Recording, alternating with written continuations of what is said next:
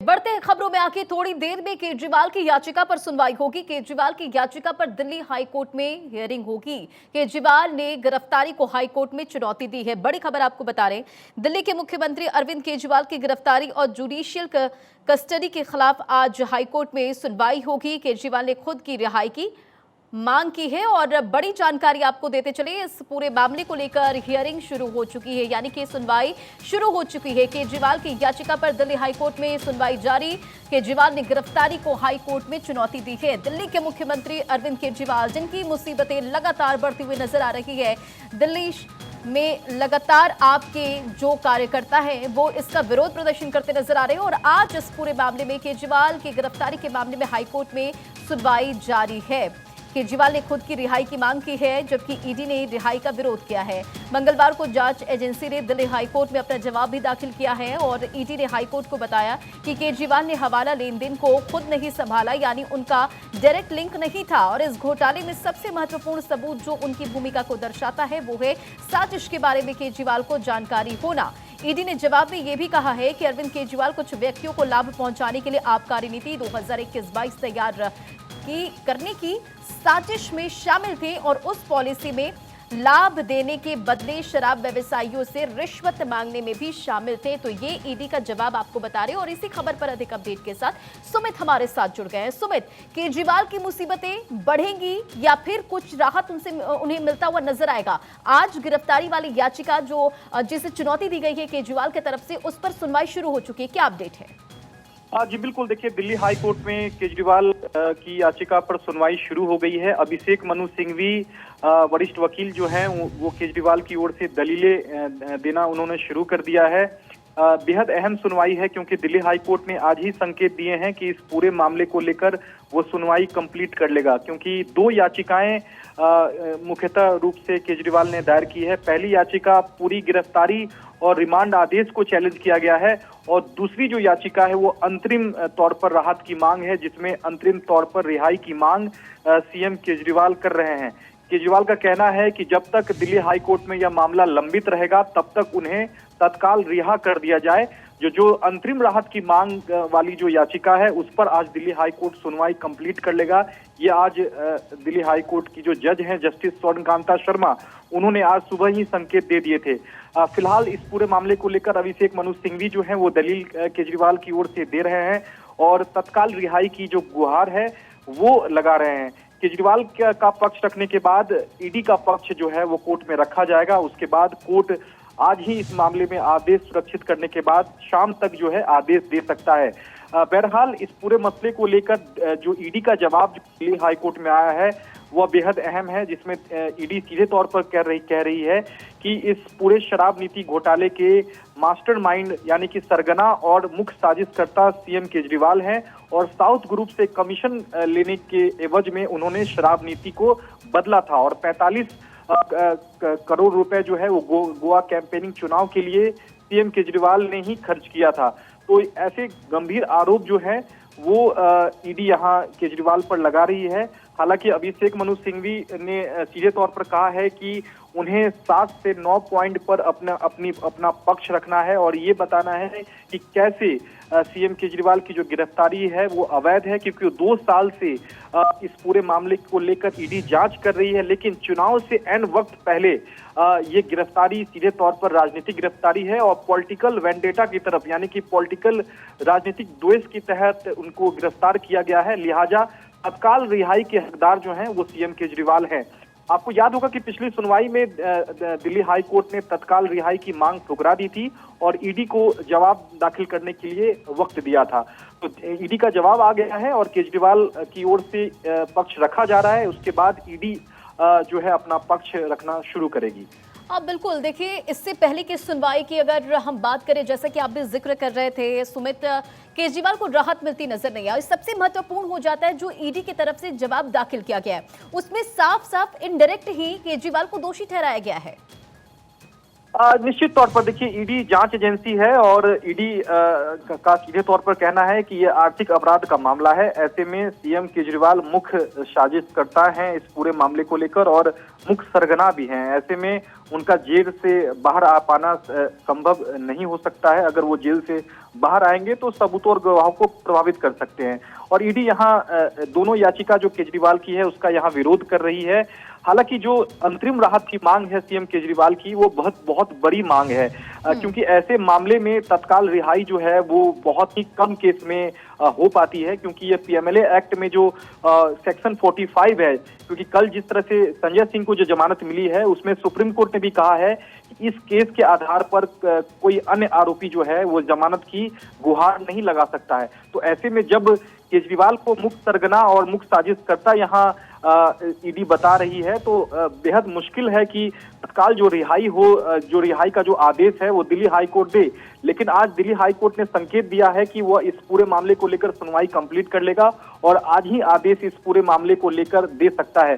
फिलहाल मैं आपको ताजा अपडेट दे दूं कि इस वक्त सिंघवी जो है वो दलील दे रहे हैं सीएम केजरीवाल की ओर से और ये बताने की कोशिश कर रहे हैं कि जो सम्मन जो एक के बाद जो एक भेजा गया, 9 सम्मन जो भेजा गया, वो किस तरह से ये दर्शाता है कि यह पूरी तरह से सोची समझी साजिश थी सीएम केजरीवाल को गिरफ्तार करने के लिए। क्योंकि जब 2 साल से कोई जांच एजेंसी किसी मामले की जांच करती है तो चुनाव के 1 हफ्ते पहले कैसे उनकी गिरफ्तारी हो जाती है, ये एक तरह से सवाल यहाँ सिंघवी उठा रहे हैं। तो फिलहाल अभी इस पूरे मसले को लेकर 7 से 8 पॉइंट जो है वो गिनाने की कोशिश यहाँ सिंघवी कर रहे हैं कि कैसे ईडी की जो गिरफ्तारी है वो अवैध है और यहाँ तक कि जो रिमांड पर ईडी निचली अदालत में केजरीवाल को ईडी को सौंपा था वो भी रिमांड आदेश किस तरह से गलत है, ये बताने की कोशिश, ये दर्शाने की कोशिश सीएम केजरीवाल के वकील अभिषेक मनु सिंघवी कोर्ट में कर रहे हैं। बिल्कुल सुमित, देखिए अभी तक की बात करें, जितनी भी हियरिंग हुई है उसमें अरविंद केजरीवाल की मुसीबतें बढ़ी है, यानी कि उन्हें राहत कहीं से नहीं मिला है। अगर आज उन्हें राहत मिलती है तो ये क्या हो सकता है? अगर कोर्ट की तरफ से राहत नहीं मिलती है तो क्या अगला स्टेप हो सकता है अरविंद केजरीवाल का? देखिए फिलहाल यहाँ जिस तरह से मांग सीएम केजरीवाल ने की है कि उनकी जो मुख्य पिटीशन है दिल्ली हाई कोर्ट में उसकी सुनवाई रहने तक उन्हें तत्काल रिहा कर दिया जाए। फिलहाल जो इंटरिम जो एप्लीकेशन है उनकी सीएम केजरीवाल की अंतरिम राहत के तौर पर वो रिहाई की मांग कर रहे हैं, उस पर फिलहाल दिल्ली हाई कोर्ट सुनवाई कर रहा है। और दिल्ली हाई कोर्ट की जो जज हैं जस्टिस स्वर्ण कांता शर्मा, उनका कहना है कि वो आज ही इस पूरे मामले की सुनवाई कर लेंगी, क्योंकि ईडी ने आज सुबह एक बार फिर से दिल्ली हाई कोर्ट में मामला रखा था और हाई कोर्ट से कहा था कि लंच के बाद कम से कम सुनवाई कर ली जाए। लेकिन हाई कोर्ट ने सीधे तौर पर कहा कि हम लंच के पहले सुनवाई करेंगे, क्योंकि हमें इस मामले को आज ही खत्म करना है। अगर लंच के बाद हम सुनवाई शुरू करते हैं तो आज इस मामले की सुनवाई पूरी नहीं हो पाएगी। लेकिन जो तत्काल रिहाई की सीएम केजरीवाल मांग कर रहे हैं ये अपने आप में बहुत बड़ी मांग है और मुझे नहीं लगता है कि इस तरह का जो आदेश है, उस तरह की जो राहत है वो सीएम केजरीवाल को मिलेगी। अगर आज दिल्ली हाई कोर्ट उन्हें राहत नहीं देता है तो हो सकता है कि इस आदेश के खिलाफ जो अंतरिम तौर पर रिहाई की जो मांग कर रहे हैं सीएम केजरीवाल, इस आदेश के खिलाफ वो सुप्रीम कोर्ट का भी रुख कर सकते हैं, क्योंकि होली की छुट्टी के बाद सुप्रीम कोर्ट खुल चुका है और वहां सुप्रीम कोर्ट से गुहार लगाएंगे। क्योंकि जो मांग केजरीवाल कर रहे हैं दिल्ली हाई कोर्ट से वो अपने आप में बहुत बड़ी मांग है, क्योंकि तत्काल रिहाई की मांग कर रहे हैं, क्योंकि वो जुडिशियल कस्टडी में है और इस पूरे मामले में आर्थिक अपराध मामले में ईडी जांच कर रही है। और ईडी का कहना है कि ऐसे मामले में जेल से अगर सीएम केजरीवाल बाहर आएंगे तो वो सबूतों और गवाहों को प्रभावित कर सकते हैं। फिलहाल आज की जो सुनवाई है वो बेहद अहम है। सिंघवी लगातार पिछली जो दलीलें हाई कोर्ट में रखी थी उसी दलील को लगातार रिपीट कर रहे हैं। जो 9 सम्मन जो ईडी ने अब तक भेजा है उस सम्मन को बता रहे हैं कि कैसे वो सम्मन जो है वो गलत है और एक तरह से यहाँ पॉलिटिकल वेंडेटा की तरह उनकी गिरफ्तारी हुई है। और इस गिरफ्तारी को लेकर जो उनकी मुख्य याचिका है उसका जब तक निपटारा नहीं हो जाता है तब तक सीएम केजरीवाल की तत्काल रिहाई हो। अब बिल्कुल सुमित, और देखिए राजनीति है ये तो शुरू से अरविंद केजरीवाल कह रहे हैं, जब से उन्हें समन भेजा गया, पहला समन, दूसरा समन और 10वें समन पर तो वो गिरफ्तारी हो जाते हैं। लेकिन देखिए एक महत्वपूर्ण बात यहाँ पर यह भी है कि जिस तरह से ईडी ने जवाब दाखिल किया है, ईडी का साफ तौर पर कहना है कि शराब नीति बनाने में शामिल थे केजरीवाल और साउथ ग्रुप को फायदा पहुंचाने के उद्देश्य से ये शराब नीति तैयार हुई थी। जी बिल्कुल, देखिए जो ईडी का जवाब है उसमें सीधे तौर पर ईडी ने जो भी ट्रायल कोर्ट में रिमांड की सुनवाई के दौरान जो बातें कही थी उसी बात को अपने जवाब में ईडी ने हलफनामे के जरिए दिल्ली हाई कोर्ट में तमाम बातें कही है। यहां तक कि 45 करोड़ का जो रिश्वत की बात जो है वो ईडी ने दोहराई है, जो कि जब राउज एवेन्यू कोर्ट में इसी बात को ईडी ने कहा था। यहां तक कि ईडी ये कह रही है कि दिल्ली के मुखिया होने के नाते सीएम केजरीवाल ने आबकारी नीति में बदलाव किए और इस एवज में बदलाव करने का पीछे का मकसद यही था कि वो साउथ ग्रुप से 45 करोड़ रुपए उन्होंने लिए थे और उन्होंने गोवा कैंपेनिंग चुनाव में इसको भुनाने की कोशिश की थी और बकायदा भुनाया भी था। तो यहाँ मुख्य साजिशकर्ता अगर ईडी बता रही है, क्योंकि आपको याद होगा कि मनीष सिसोदिया के केस में भी ईडी की यही दलील थी कि मनीष सिसोदिया भी इसी साजिश के हिस्सा है, क्योंकि जैसे ही एलजी ने आबकारी नीति घोटाले की सीबीआई जांच की सिफारिश की थी, उसी वक्त सिसोदिया ने अपने मोबाइल फोन को तोड़ दिया था, नष्ट कर दिया था। यानी कि सबूतों को नष्ट करने का आरोप जो है वो गंभीर आरोप ईडी ने सिसोदिया के खिलाफ लगाए थे। दिल्ली हाई कोर्ट में भी यही दलीलें ईडी ने सिसोदिया के कॉन्टेस्ट में दी थी और तब जाकर दिल्ली हाई कोर्ट ने किसी भी तरह की राहत सिसोदिया को नहीं दी थी। अब यहाँ केजरीवाल के मामले में ईडी कह रही है कि वो इस पूरे शराब नीति घोटाले के मुख्य साजिशकर्ता है और सरगना है। तो ऐसी अगर जांच एजेंसी अगर इस तरह का दावा कर रही है तो मुझे नहीं लगता है कि फौरी तौर पर सीएम केजरीवाल को किसी भी तरह की राहत दिल्ली हाई कोर्ट फिलहाल आज राहत देने जा रहा है। अगर आज सीएम केजरीवाल को राहत नहीं मिलती है तो मुझे लगता है कि उनके वकील अभिषेक मनु सिंह भी फौरी तौर पर दिल्ली सुप्रीम कोर्ट वो पहुंचेंगे और वहां भी मांग करेंगे कि उनकी गिरफ्तारी जो है उनकी जो तत्काल रिहाई कम से कम हो पाए। सुप्रीम कोर्ट से भी इसी तरह की मांग वो कर सकते हैं अगर आज दिल्ली हाई कोर्ट से उन्हें राहत नहीं मिलती है तो। सुमित, एक बड़ा सवाल ये कि क्या अगला नंबर आतिशी या सौरभ भारद्वाज का हो सकता है, क्योंकि देखिए दिल्ली के मुखिया अरविंद केजरीवाल जिनकी मुसीबतें एक तरफ बढ़ रही है, उन्हें राहत नहीं मिल रही है और बीते दिन जो जानकारी निकलकर सामने आई, अब आतिशी और सौरभ भारद्वाज का भी नाम इसमें आ गया है।